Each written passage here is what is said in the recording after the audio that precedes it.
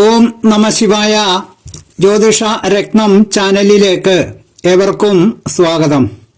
2025 March മാസം 29 തീയതി ശനി കുംഭം രാശിയിൽ നിന്ന് മീനം രാശിയിലേക്ക് രാശി മാറുമ്പോൾ മിഥുനം രാശിയിൽപ്പെട്ട മകയിരം 3, 4, തിരുവാതിര, പുണർദം 1, 2, 3 പാദങ്ങളിലും പെട്ട നക്ഷത്രക്കാർക്ക് ശനി 10ാം ഭാവത്തിലേക്ക് എത്തുകയാണ്.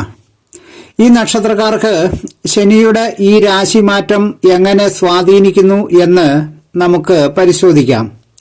ജന്മക്കൂറിന്റെ 4, 7, 10 ഈ ഭാവങ്ങളിലൂടെ ശനി സഞ്ചരിക്കുമ്പോൾ ശനി ജാതകരുടെ കേന്ദ്ര ഭാവങ്ങളിലൂടെ സഞ്ചരിക്കുന്നു എന്നും അതിന് പേര് പറയുന്നത് കണ്ടക ശനി എന്നുമാണ്.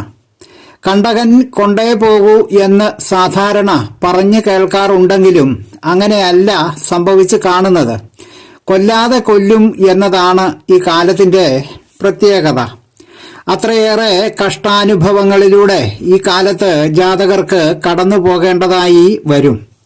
ജനനസമയം ശനി സ്വക്ഷേത്രങ്ങളായ മകരം, കുംഭം എന്നീ രാശികളിൽ ബലവാനായി ശനി നിൽക്കുക, തന്റെ ഉച്ചരാശിയായ തുലാം രാശിയിൽ ഉച്ചസ്ഥനായി നിൽക്കുക, ശനി ഒരേ രാശിയിൽ തന്നെ ഗ്രഹനിലയിലും അംശകത്തിലും നിൽക്കുക, അതായത് വർഗോത്തമം ചെയ്ത് നിൽക്കുക തുടങ്ങിയ ഗ്രഹസ്ഥിതി ഉണ്ടായാൽ ശനി ദശാകാലങ്ങളും കണ്ടകശനിയോ ഏഴര ശനിയോ ഒന്നും തന്നെ ജാതകനെ സംബന്ധിച്ച് ദോഷസ്ഥിതി ഉണ്ടാക്കുകയില്ല.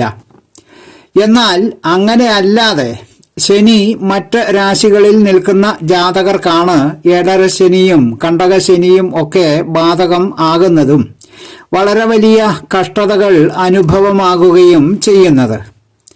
ശനിയുടെ ഈ രാശി മാറ്റം കൊണ്ട് ധനു രാശിക്കാർക്ക് ശനി 4ാം ഭാവത്തിലും, കന്നി രാശിക്കാർക്ക് ശനി 7ാം ഭാവത്തിലും, മിഥുനം രാശിക്കാർക്ക് ശനി 10ാം ഭാവത്തിലും ആയി വരുന്നു.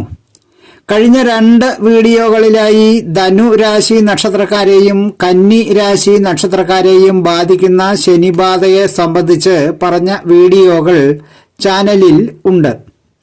അടുത്തതായി കണ്ടകശനിക്കാലം ബാധിക്കുന്ന മിഥുനം രാശി നക്ഷത്രക്കാരായ മകയിരം 3, 4 പാദക്കാർക്കും തിരുവാതിര നക്ഷത്രക്കാർക്കും പുണർദം നക്ഷത്രം 1, 2, 3 പാദക്കാർക്കും ശനിയുടെ ഭാവമാറ്റം എങ്ങനെ ബാധിക്കുന്നു എന്ന് പരിശോധിക്കുന്ന വീഡിയോയിലേക്ക് ഏവർക്കും ഒരിക്കൽ കൂടി സ്വാഗതം. ശനീശ്വരന്റെ ദൃഷ്ടിക്ക് ആരോടും പ്രത്യേകിച്ച് വിദ്വേഷമോ വലിയവരെന്നോ ചെറിയവരെന്നോ ഉള്ള വേർതിരിവുകളോ ഒന്നും തന്നെ ഇല്ല. ശനീശ്വരന്റെ മുന്നിൽ എല്ലാവരും സമന്മാരാണ്.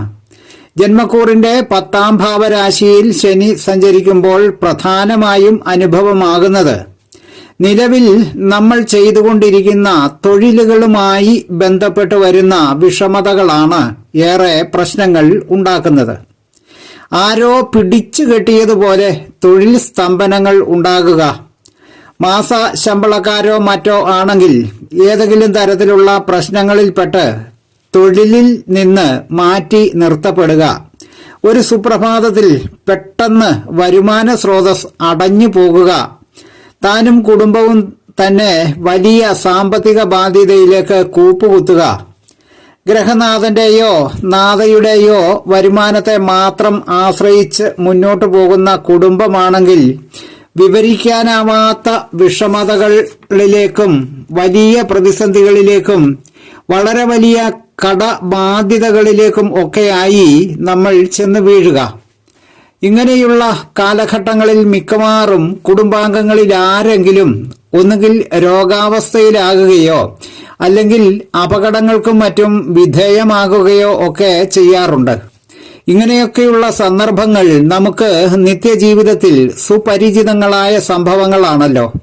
ഇങ്ങനെയുള്ള സാഹചര്യങ്ങളെ വിജയകരമായി തരണം ചെയ്യാനുള്ള സാഹചര്യങ്ങൾ ഉണ്ടാക്കിയെടുക്കാൻ ജ്യോതിഷ വിശ്വാസവും മറ്റും വളരെയേറെ പ്രയോജനം ചെയ്യുന്നതാണ്. വളരെയേറെ വിമർശനങ്ങൾക്ക് ജ്യോതിഷം വിധേയമാകാറുണ്ടെങ്കിലും അതിനെയെല്ലാം അതിജീവിച്ച് മുന്നോട്ടു പോകുന്നതിന് ജ്യോതിഷത്തെ സഹായിക്കുന്നത് നിങ്ങൾക്കിതാ ഇങ്ങനെയുള്ള കഷ്ടകാലങ്ങൾ വരാൻ വേണ്ടി പോകുന്നു, അല്പം കരുതിയിരുന്നോളൂ എന്നുള്ള നിർദ്ദേശങ്ങളെ അംഗീകരിച്ച് മുന്നോട്ടു പോകുന്നവർക്ക് അത് വളരെയേറെ പ്രയോജനം ചെയ്യുന്നുണ്ട് എന്നുള്ളത് കൊണ്ടാണ്. അതാണ് ലോകമെമ്പാടും ജ്യോതിഷത്തിന്റെ പ്രസക്തി. ഇങ്ങനെയൊക്കെയുള്ള ദുരവസ്ഥകളിൽ നിന്ന് രക്ഷ നേടാനുള്ള പരിഹാര മാർഗങ്ങൾ എന്ത് എന്ന് നമുക്ക് നോക്കാം. ഇതിലേറ്റവും പ്രധാനമായ സംഗതി എന്നത് നമുക്ക് ഈശ്വരാധീനമുണ്ടാകുക എന്നതാണ്. ഈശ്വരാധീനമുണ്ടാകുക എന്ന് പറഞ്ഞാൽ ആവശ്യമുള്ള സമയത്ത് ഏറ്റവും ഉചിതമായ കാര്യങ്ങൾ ചെയ്യാൻ നമുക്കൊരു തോന്നലുണ്ടാകുക, അല്ലെങ്കിൽ ഒരു ഉൾവിളി ഉണ്ടാകുക എന്നതാണ്. ജ്ഞാനദൃഷ്ടി എന്നൊക്കെ വേണമെങ്കിൽ ഇതിനെ പറയാം. ജ്ഞാനദൃഷ്ടി എന്നാൽ അറിവിന്റെ അടിസ്ഥാനം കൊണ്ട് വരാനിരിക്കുന്ന കാര്യങ്ങളെ മുൻകൂട്ടി കാണുക എന്നതാണ്. ഇതിന് വേണ്ടത് പ്രലോഭനങ്ങളിലും മറ്റും വഴങ്ങിപ്പോകാത്ത നല്ല ബലമുള്ള ഒരു മനസ്സാണ്. ഇത് നേടിയെടുക്കാൻ ഈശ്വരാരാധന ഒരു പരിധിവരെ നമ്മെ സഹായിക്കുന്നതാണ്. ഇവിടെയാണ് ക്ഷേത്ര ദർശനങ്ങളും വഴിപാടുകളുടെ സമർപ്പണങ്ങളുടെ പ്രസക്തിയും മറ്റും ഉള്ളത്. മിഥുനക്കൂറ് നക്ഷത്രക്കാർക്ക് ഈ അശുഭകാലം തരണം ചെയ്യാൻ ശാസ്താക്ഷേത്ര ദർശനവും വഴിപാടുകളുടെ സമർപ്പണങ്ങളും, ലഗ്നാധിപനായ ബുധന് പ്രീതികർമ്മങ്ങളായി ശ്രീകൃഷ്ണ ക്ഷേത്ര ദർശനവും പാൽപായസം തുടങ്ങിയ വഴിപാടുകളുടെ സമർപ്പണങ്ങളും ഏറെ സഹായിക്കുന്നതാണ്. വലിയ തരത്തിലുള്ള അനിഷ്ടങ്ങളൊന്നും തന്നെ ഉണ്ടാകാതെ ഈ അശുഭകാലം തരണം ചെയ്യാൻ ഏവർക്കും കഴിയട്ടെ എന്ന് സർവേശ്വരനോട് പ്രാർത്ഥിക്കുന്നു. ജനന സമയത്തെ ഗ്രഹനിലയിൽ ശനി ലഗ്നാധിപനും ഇഷ്ടഭാവസ്ഥിതനും ഒക്കെയായ ജാതകർക്ക് ഈ വക ദുരനുഭവങ്ങളൊന്നും ഉണ്ടാകുകയില്ല എന്നതും സന്ദർഭോചിതമായി പറഞ്ഞുകൊള്ളുന്നു. വീഡിയോ ശ്രദ്ധിച്ച് എല്ലാവർക്കും എല്ലാവിധ നന്മകളും ആശംസിച്ചുകൊണ്ട് വീഡിയോ ശ്രദ്ധിച്ച എല്ലാവർക്കും നന്ദി, നമസ്കാരം. തലക്കുറി ജാതകം, പൊരുത്തം, മുഹൂർത്തം, പ്രശ്നം തുടങ്ങിയ ജ്യോതിഷ സംബന്ധമായ സേവനങ്ങൾക്ക് 9605232894 എന്ന ഫോൺ നമ്പറിലോ വാട്സപ്പിലോ ബന്ധപ്പെടാവുന്നതാണ്. സ്നേഹപൂർവം മോഹന ജ്യോത്സ്യർ, ജ്യോതിഷ ആചാര്യ. ഓം നമഃ ശിവായ.